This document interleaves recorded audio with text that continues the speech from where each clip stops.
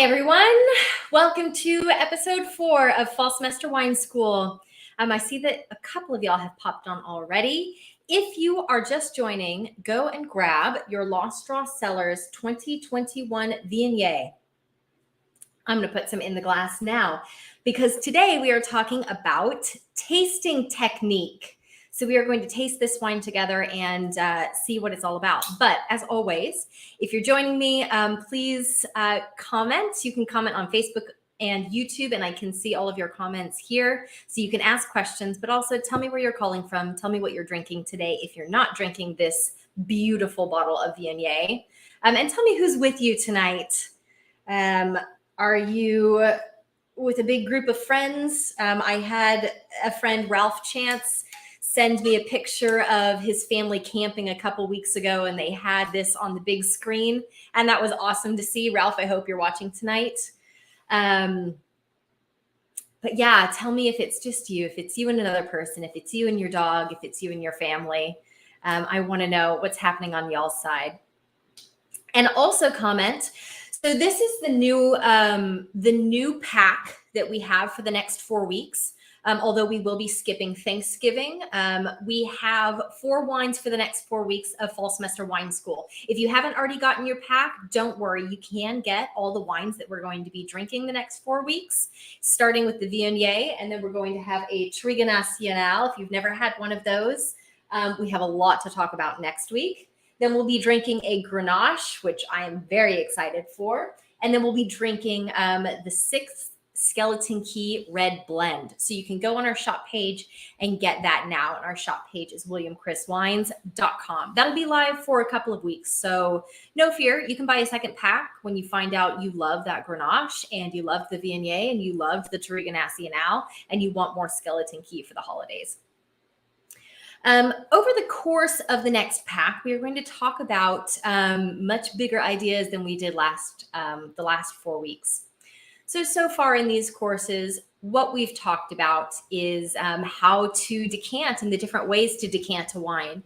We've talked about how flavor comes into the glass from the grapes, from the nutrients that's pulled through the soil, and how that changes during the winemaking process. Last week, we talked about perception versus precision, talking about when a wine tastes tart, it is not necessarily a high acid wine, but how do we get to be very precise about the acidity when we perceive it as high? And so we're going to build on that idea today, and we're going to talk about tasting technique. The next 2 weeks, we're going to build on tasting technique and talk about food pairing for 2 whole weeks, because there is a lot to talk about with food pairing. And if you've ever really wanted to dig deep in food pairing and really crack it open, I have put together an awesome lesson for you guys next week and the week after so that you can learn all of the basics, tap into what you should be thinking about every single time you open a bottle of wine and want to pair it with something, and then how to build on top of that and get really, really advanced and precise with your food pairings. And then we're going to finish the next 4 weeks in December with the Skeleton Key and talk about how to articulate what you like about wine. So all of these roll together for an awesome 4 weeks of wine education. So far, tell me what you learned. What is the one negative information that really stood out to you? Hi, Bill. Hi, Tracy. John, good to see you. And I'm so happy you're drinking the Viognier with us. Hi, Chelsea. Hi, Janice, Lane, Rachel. Oh, drinking Grower Project Peak Pool. We're all very jealous of you. John, good to see you. Awesome, awesome. Bill, thanks for pouring William Chris wine for all of your friends. I know you do that very often, so I'm glad that you have access to some great wine to pour for all of your friends. Shella, hi there. All right. Why don't we kick off a conversation about tasting technique? Okay, so what am I talking about when I say tasting technique? What is the technique here?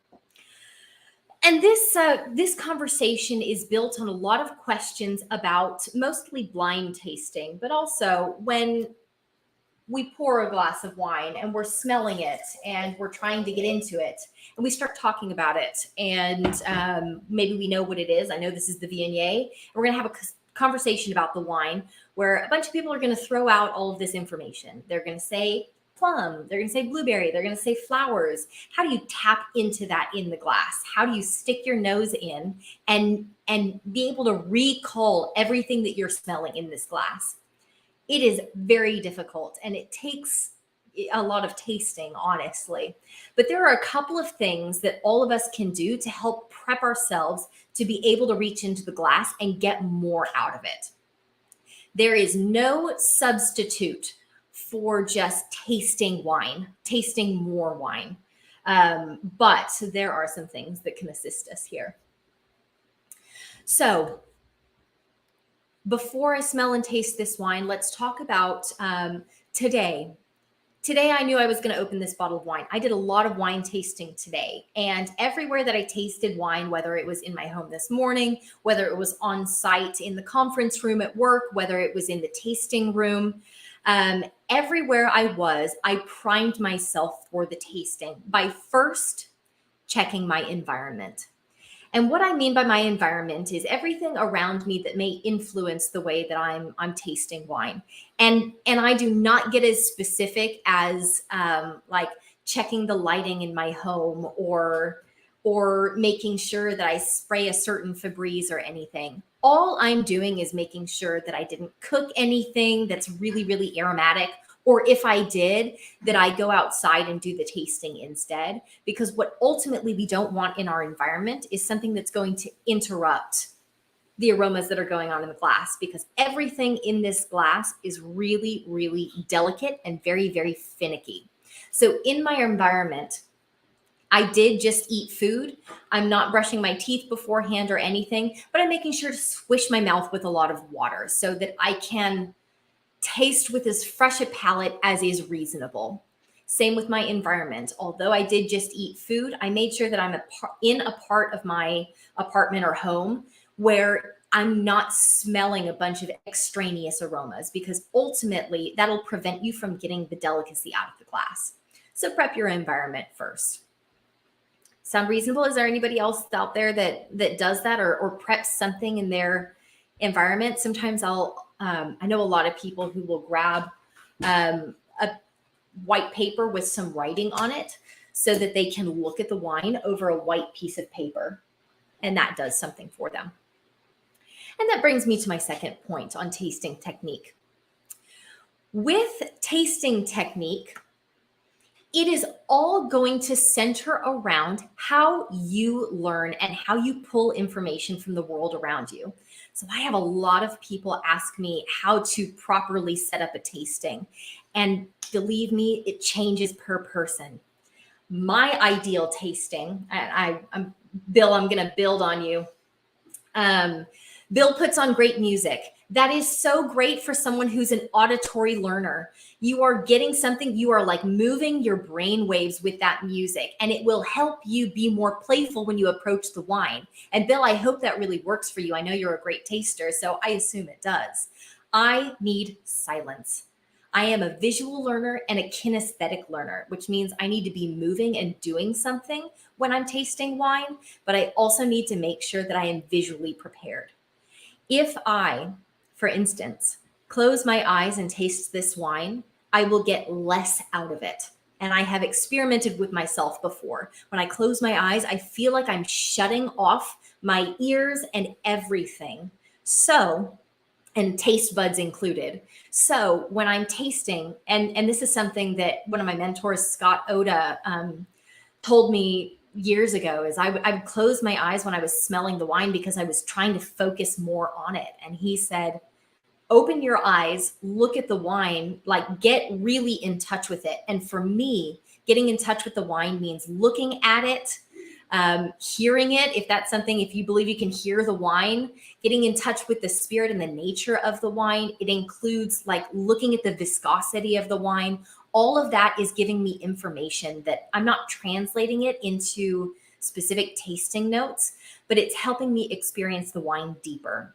And you have to accept that there's some level of unknown here. I don't know how looking at the wine is changing what I think about it, but I trust that it does. And as a visual learner and as a kinesthetic learner, what I've done so far with opening my eyes has completely opened wine for me.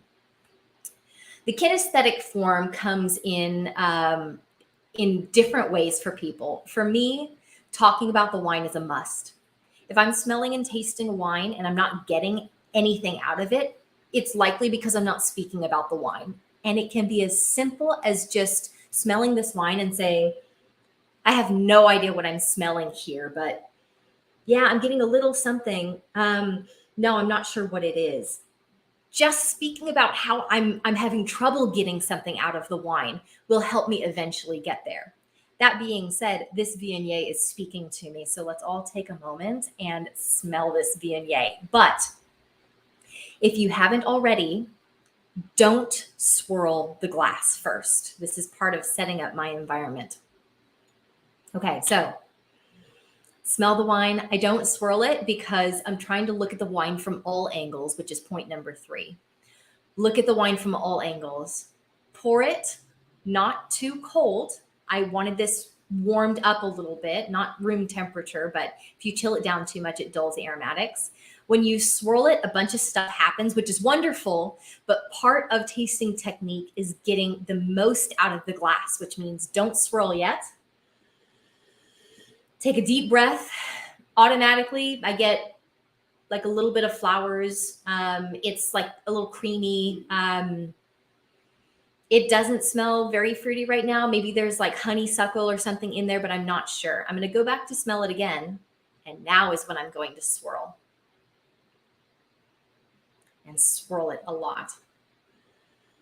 Smell it again. I can confirm honeysuckle now. I am smelling honeysuckle. And it got a lot fruitier. That cream note I still notice. So I'm confirming things that I smelled before, but now there's a lot more around it. It's really rich. It's really fruity.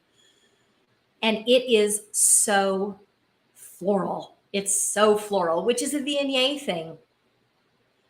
It kind of also jumps out of the glass, so I don't really need to stick my nose in to really get to this wine. I can smell it all the way out here, and it's very refreshing.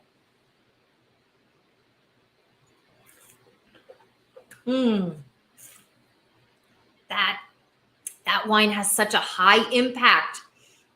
My mouth is watering. It was like biting into a piece of fruit. It was like biting into a peach, like an actual peach. All of the juice that's inside of a peach is what I'm tasting now. Oh gosh, okay. I can't wait to break down everything that I'm tasting right now, but I'm gonna look into the comments to see if y'all had any questions about tasting environments and anything else that I just covered. I'm so excited to taste this wine. I've had it before and I remember it really grabbing me. Awesome. Rachel, I hope you'll go back and get that pack of wine so that you can do the wine tasting and food pairing with us next week. John, I'm so glad you enjoyed learning about everything we talked about last week, which was all the structural components of wine and how to really tap into them. We'll be continuing on that discussion today. John, you're not a white wine drinker. That is totally fine. Actually, that's one of my last points today is to drink things that you are not a fan of or that are totally outside of your realm. It will make you a better taster as long as you go in like no judgment. If you're drinking a sweet wine and you're not a sweet wine drinker, dive into it and find out what's special about it, even though you don't enjoy it. And you will find more in your red wines after that or your dry wines. Hi, Mom. Awesome. Lane, you must be a visual learner with me. When you close your eyes to concentrate, it can really, really damage the relationship you're having with your nose and your taste buds.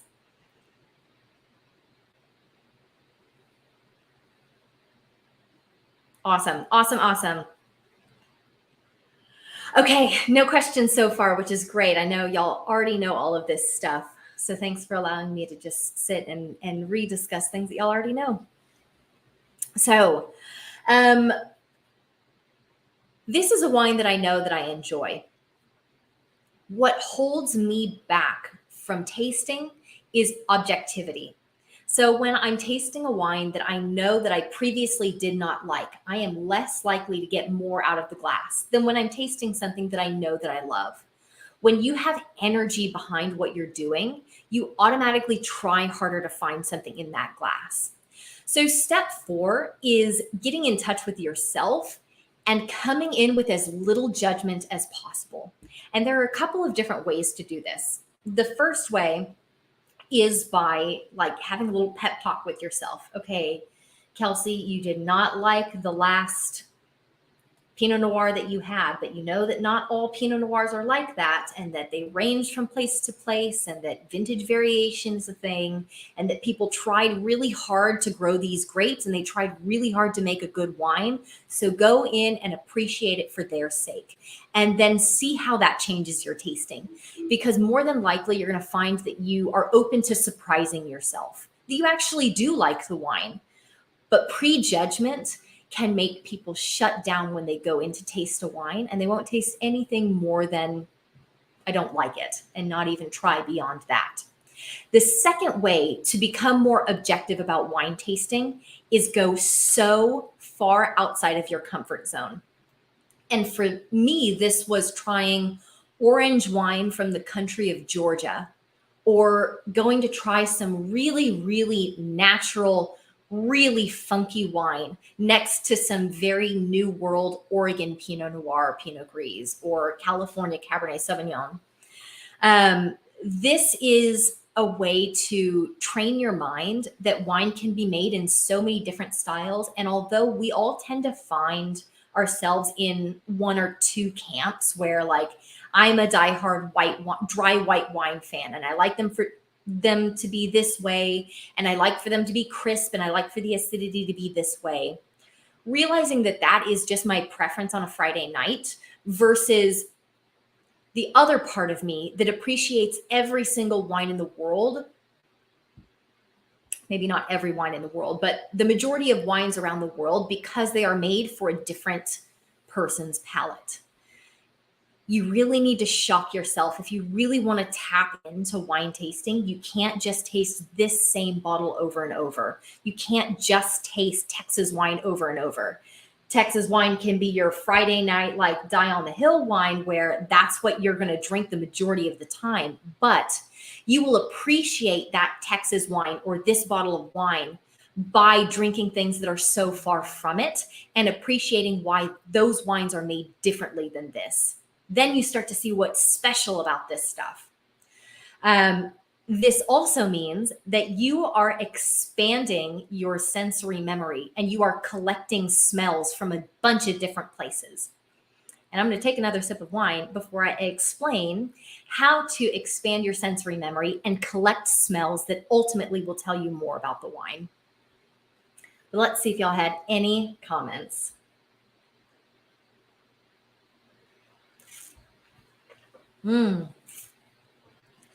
John, this wine does taste a little sweet. If you focus on the tip of your tongue, you'll notice there's no sugar in this wine. This is all ripe fruit. This is the taste of sweet ripe fruit without the presence of sugar. And you can tell when a wine is dry by the tip of your tongue. That'll typically register if there's any actual sugar in there. There are 0 grams of residual sugar on here. And that really fruity thing is great with something like salt or something that's a little bit fatty, because the wine will taste drier afterwards. Mona, if you don't have this white wine, you could go with something like Chardonnay or a Pinot Grigio. It really depends where the wine is coming from. If you have a Texas Marsanne, that would be the one that I would say, a Marsanne or a Roussanne. Viognier, Marsanne, and Roussanne are all commonly blended together in Texas and elsewhere.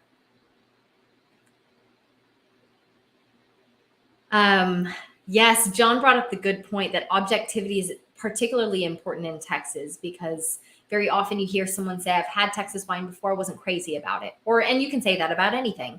I had a Bordeaux once and I wasn't crazy about it. But does that represent all of Bordeaux? Does one Texas wine represent all of Texas? No, there's always some level of objectivity you have to have going in.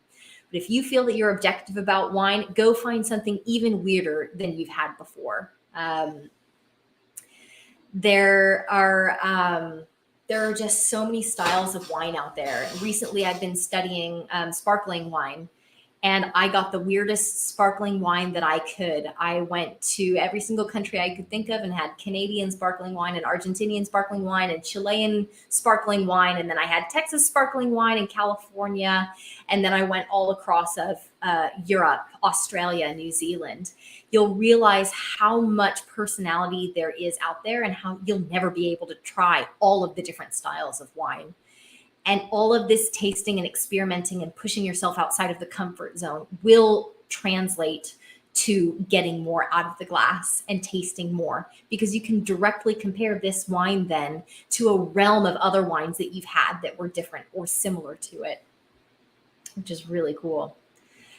John is having cheese that is cutting the sweetness and the acidity. Yes. Like I said, any fat content and any salt content will make this wine seem drier. That sweetness, don't be afraid of it. It is such a great food pairing component, like we'll talk about next week. Awesome. Okay. So point number 5. And John, you have brought this up, and I've kind of tiptoed around the answer, but I'm going to really clearly answer for you. So John has previously asked me, how do I get better at tasting specific notes in wine? So I stuck my nose in this glass and I said, white flowers and honeysuckle. It smells a little bit like Dove soap. It's very peach. It's very ripe nectarine. There's lemon curd in there. How do you get to all of those specific things? And the answer is no, I don't go smell lemon curd. I don't go and smell a peach and remember what a peach is like, because I have all of that in your mind, and you do too. So for me, the difficulty with calling out individual notes in something like this is not about going to smell those things again. It's not about having a nectarine here and smelling it and then going to smell the wine. It's about building trust with yourself, which is really, really, it's a tough thing to grasp. There's no other way to tap into these things other than experimentation, tasting more, and then trusting that you know what a peach smells like. You know what a blueberry smells like. You know what a wet stone smells like. All of these things that you would find on a traditional tasting wheel that goes through fruit, earth, nuts, herbs, flowers, all of those things that are on the tasting wheel, we have likely smelled in our lives. And even if it's not that specific, like white flowers, that can mean a lot of different things. And for everyone, white flower smell will translate differently from person to person. So now it's about smelling those things and being able to articulate it. And what's most difficult is when all of those things are coming out at the same time, which I think is people's biggest struggle. So to build that trust with yourself, start slower. Rather than going in and trying to pick out cherry in a wine, why not instead go to the wine and think first, before you smell it, about anything that a white wine could taste like or smell like. And you can do a little research. It can smell like stone fruits or green fruits. It can smell like apple. It can smell like citrus. There can be flowers in there. There can be earthiness and nuttiness.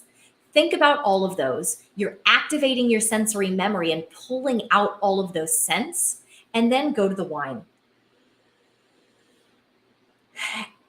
A couple of years ago, I wouldn't have been able to pull out anything, but I would have been able to say, this smells refreshing. I don't like and I don't hate the smell. I'm impartial towards it. It smells really familiar. And then I would get to the point where I would start to describe it in a metaphor. So this smells like if I'm sitting down and eating a juicy nectarine. Is it because it smells like nectarine? I don't know if I smell nectarine, but it's definitely like eating a piece of fruit, like the refreshing part of it, like the fruit is cold and it's juicy. And from what I said about biting into a piece of fruit, whether I got specific about it or not, I can already tell that this wine is juicy, it's refreshing, it's cooling, it's very fruity. Everything that I just described leads me to think that this is a juicy, fruity wine. From there, as long as you're tasting more wines, you can start to get more specific. So eventually, when you smell the glass, you'll say, okay, I know Viognier is very floral, and that's what it's known for. So let me go in search of flowers. Yeah, I'm getting like a Dove soap type of thing, and that's very floral. Dove soap is very, very floral. And so those are related to each other, I think. And there's something else there that I can't quite put my finger on, but maybe it's a different kind of flower. And then what's related to flowers? I think of potpourri. I think of cream. I start to think of refreshing things like marshmallows. And you just lead yourself down a train of thought. And you can do this in two different ways. You can get very structured about it, or you can be very loose. You can let the wine kind of guide you and talk about the wine, and let yourself lead from flowers to fruit to citrus to maybe some spices that you usually find in a muddle with some citrus peels. Or you can get a tasting wheel or make a chart for yourself and go down the list. And there are some programs like the WSET, which is what I test through. That's the Wine and Spirits Education Trust. They have a grid that you can follow that's separated into a couple different groups. And it starts at the very top with citrus. Oh no, I think it starts with flowers. So you go through the list of flowers and you try and think about whether you're finding any of those there.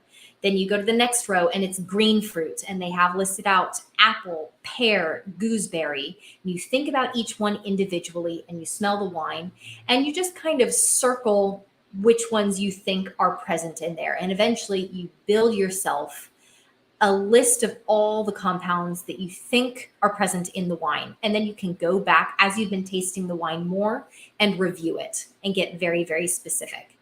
It takes time, and usually having a chart written down will help people who think in a very structured way not miss anything. And I've certainly practiced that. I went the first way, and I started with general metaphors and then started to slowly get more and more specific. There are people that I work with that definitely need the chart in front of them and just to follow it down the line, which is absolutely acceptable. All right, I'm looking at the comments to see if y'all had any questions. Awesome. Rachel is eating something salty with her wine. And she said it's changing something. That's going to lead us into our next point, point number 6. Lane gets a peach pie smell, a little baking spice. Oh, everyone smell the wine. Peach pie. That's not what I'm getting. I'm sure that's what you're getting. And there's a reason for it. So everyone is registering this wine differently. Everyone's smelling something different, which means that Lane smells a certain type of peach pie that she has likely had before that I didn't have. My type of peach pie is made from a can with a pie crust that came out of the freezer. Lane, maybe you've had better pie crusts than me before, better peach pies. So it's all about translating in our own words, essentially. So if you're tasting along with somebody else, don't necessarily go along with everything they're saying. Take what they're saying and then let it inform you. So Lane is getting baking spices off this. So I'm going to translate what that means for me. For me, it's marshmallow cream. Oh, I see what you mean by the spice notes. For me, it's a woody smell, almost like an oak tree. Like I'm leaning up against an oak tree and eating a marshmallow. That's what that smell is for me. And I love when people are smelling wine differently. I celebrate it. This is the beauty of wine, is everyone's going to smell something different and talk about the wine in a different way. Hi, Elise. How are you? We're tasting the Lost Straw Cellars 2021 Viognier. I don't know if you can see it because my light's very, very bright. 2021 Viognier from Lost Straw Vineyards. And it's delicious. You're going to love it. All right. Lane is getting a light beer smell. It's a little bit yeasty, which is why a lot of beer lovers love Viognier. Yes, I love that. I love comparing wine to beer, and I've heard that Viognier and lager thing before. It's almost like foamy, like white. I don't know. I could smell this forever. It smells almost like wheat to me now that you brought up that spice note thing. So here is the next point. Taste with other people. If you are tasting by yourself, it is so much more difficult. Taste with other people in a setting like this, or maybe you have some friends over and you talk about the wine. Maybe you're watching a video and tasting wine while watching the video. Allow yourself to have a conversation or have something else going on in the room that will help you think of new things. Because ultimately, when we stop smelling new things in the glass, it's typically because our mind is not stimulated anymore. And you just have to keep the conversation going. Because if I talk to y'all long enough, I will come up with 20 more tasting notes for this wine, I guarantee. But by myself, staying quiet, I'm only going to taste the things that I've already tasting, and I'm going to lose interest after that. Another way to do this, if you don't have another person and you want to practice tasting by yourself, grab a second wine. The second wine will help to be your conversation bridge, and it'll help to stimulate your mind. So, for instance, I'm tasting this Viognier. I could get a red wine and smell the red wine and talk about the differences between the two wines. That's a very extreme example. When you start to fine tune it, you get a second white wine or a second Viognier, even from different countries, even from the same country, even from the same state. Taste two different Lost Straw Cellars Viogniers next to each other. And don't try and pick out specific tasting notes. Just try and describe the difference between the two. You'll likely start off with saying, oh my gosh, this first one, I really liked the smell when I opened it, but the second one, it seems really dull to me. And I know that Viognier is not a dull grape, so maybe that's saying something else about the wine. Maybe it's that the wine that smells dull is just richer and more subtle, and it's less fruity, which means that the other one is more fruity and more aromatic. And you'll find new things in each wine because you're tasting them next to each other and your mind remains stimulated. I hope that made sense to everybody. This is something that I commonly practice, and very often I'm not tasting one wine at a time. I open 5 bottles at a time and I taste them all next to each other. And then when I'm finished tasting all of them, I go back and confirm everything I thought, because the second time around, you typically change your tasting notes and you feel like you're tasting a totally different wine. And this can help you get more specific and be more objective about the wine, because ultimately we're tasting this wine now in a singular moment in time, and the next moment it's going to taste different. And the next day it's going to be totally different because we're in a different place personally. No questions popped up? I feel everyone thinking really hard about that. Okay, so to Rachel's point with the food, part of looking at all sides of the wine means causing the wine to change when you are stumped. So when I'm tasting just this wine by myself, I've described all the things that I could. Maybe I wasn't able to describe it as well as I wanted to. Now it's time to decant it. Let's get some oxygen in there. Let's see if decanting this does anything new for me. Yeah, it did. All of that soapy dove thing that I was getting before is gone. And now it's just a laser beam perfume of citrus and flowers. The peach is completely gone now. I'm noticing all of these other things. It's a little bit more rustic now. The spices are completely coming out. It smells and tastes like a totally different wine. So whereas I might have been stumped before on the wine, now I've opened it up and I've put it into a new phase so that I can get more from it. And let's see if it tastes different too.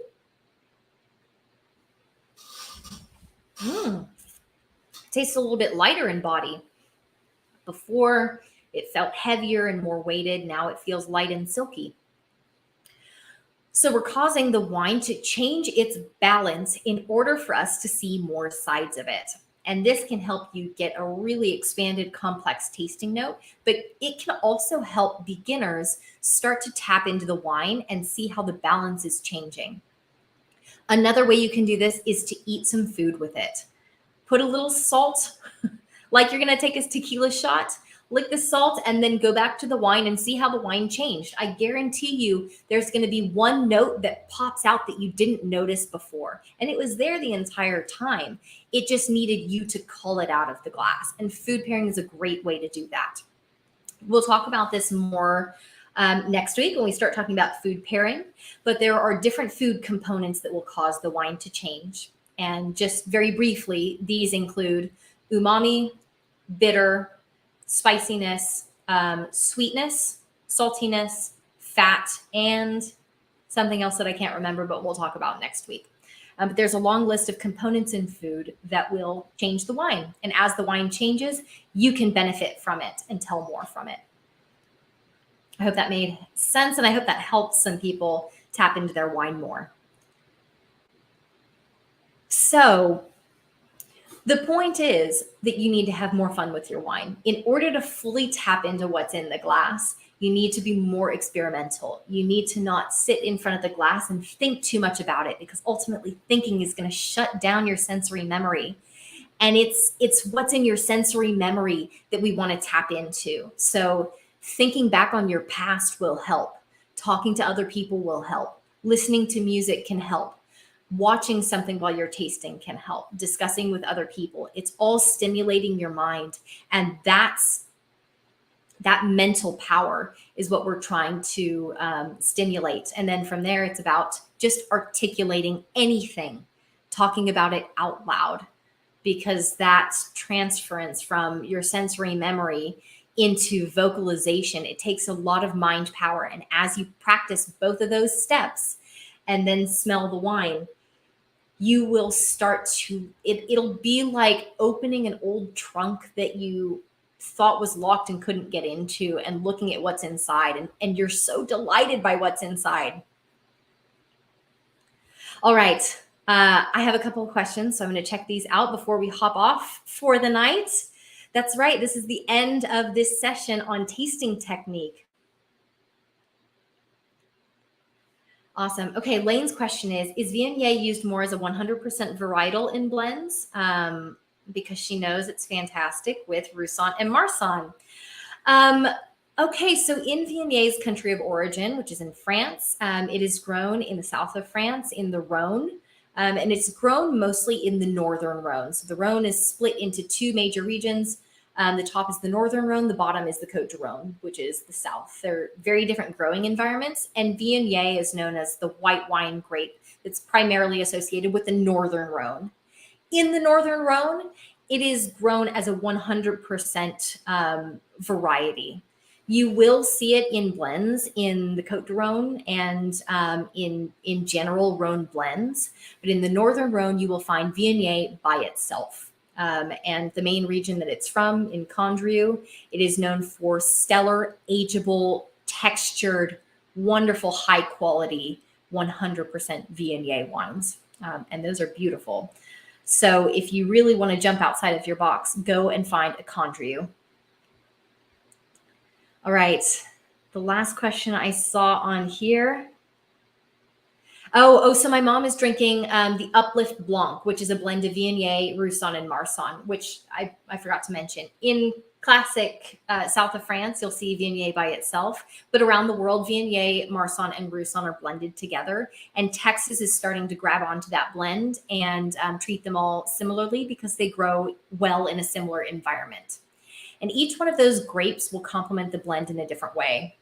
Marsanne will bring structure and fruitiness. Viognier will have lower acidity, but will tend to be more floral and aromatic. It can have a pretty full body and kind of boost up the body. And then Roussanne is very nutty, earthy. It has a bunch of that other stuff, so it'll fill in the flavors that Viognier and Marsanne don't bring to the party. So it is delightful in a blend together.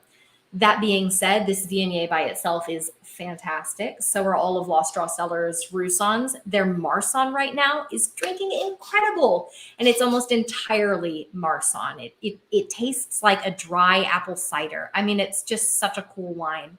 So it's really cool to see each of these made into single variety wines and then them blended together. Both are fantastic, kind of similar to Cabernet Sauvignon, Merlot, Malbec, Petit Verdot. All of these are found in blends and single variety wines. And we do a little bit of both because they're all awesome. John, great question. Can white wines have tannins? Yes, white wine can have a very small amount of what we call phenolic bitterness. So with red wine, you call it tannin. With white wine, it's just a little bit of phenolic bitterness, which is equivalent to tannin. And this can come from two different places. It can come from the grape skin, from pressing. If you press a wine that has a thick skin, or if you press it hard, you can extract some tannin content from the skin. But it can also come from oak barrel aging, oak vessel. And this Viognier was aged in oak vessel. It's a neutral oak vessel, so you shouldn't be getting any spice notes from it. It's not an oaky wine, but it was aged in an oak vessel that was old enough to not impart any flavor, but to allow oxygen to transform the wine, which is why when you smell it, it kind of blows you away. That is oxygen in the winemaking process. William, you're so right. Decanting really changes the wine. I'm so happy to hear you've never decanted a white wine before. I love telling people that they can decant white wines. And when you have a bold white wine like this, you can decant them. And notice that I decanted in this really tiny decanter, just really softly, very simply. I just did a little like pour in, pour out. This wine doesn't need a ton of oxygen, and I don't want to hurt the wine. But putting it in this vessel and then pouring it in here won't harm the wine. It won't harm the aromatics. You'll tell pretty quickly if you've harmed the wine with decanting, but just decant a little bit of your white wine to see if it does anything cool to the wine. I love decanting my white wines, and I love drinking them at red wine temperature. It ultimately is all preference. But your finer white wines, if you decant them, you'll see how complex and fantastic they really are. Okay, last question. John asked, he sees Viognier blended with reds, and why are they adding it for? This is a practice that we use occasionally, but is mostly done in France. Viognier is commonly blended with Syrah, which is also grown in the Northern Rhone region. And they blend it with Syrah first to boost aromatics. Syrah isn't quite as aromatic as this. This is very aromatic. So they complement each other, and you can make a very aromatic style of Syrah if you blend in just a little bit of Viognier. It'll also add floral characteristics to the wine potentially. But one major reason it's used is for color extraction. So you have a certain amount of color in the Syrah skins. If you blend in a little bit of Viognier, the Viognier juice will soak up more of that color. And so will the Syrah juice. So you can get a very deeply colored red wine with a lot of aromatics and floral characteristics. Amongst other reasons, there are many, many reasons I could go on about why blending white and red grape varieties is beneficial, but Viognier is commonly blended with red wines for those couple of reasons and many more. It's a really cool technique, and we have practiced that before. And you'll notice when you have a really aromatic red wine that smells like flowers, you'll think about Viognier next time, hopefully. All right, guys, this brings us to the end of the lesson. But before y'all hop off, if you didn't get your pack yet, next week we're drinking Touriga Nacional from Robert Clay Vineyards. This is a 2017, so this is a back vintage wine. This wine loves food, so bring something salty. Saltine crackers, oyster crackers, it can be a piece of cheese. Bring something salty so that you can see how the wine interacts with salt. And then the last thing is next Wednesday, Chris and Catherine and our chef Skip at William Chris Vineyards are hosting a virtual tasting where you can cook along, and you can find both this pack of wines and the Virtual Winemakers Feast pack, which includes these bold red blends, the Salt Lick Cabernet Sauvignon from the Texas Hill Country and the Moonlight Vineyards blend. And we are making this really cool recipe that Chef Skip put together. It's you can't see it. It's a cornbread stuffing recipe. So grab a pack and join next Wednesday if you enjoy these virtual tastings and if you enjoy cooking. Also, those wines are beautiful wines. So grab a pack even if you can't join next week. That's all, guys. I will see y'all next week to start talking about food pairing and drink some Touriga Nacional. So thanks for joining. If you had any more questions, put them in the comments and I will be happy to answer them next week for you. But till then, have a wonderful week, wonderful weekend, and enjoy the rest of this Viognier. Bye, guys.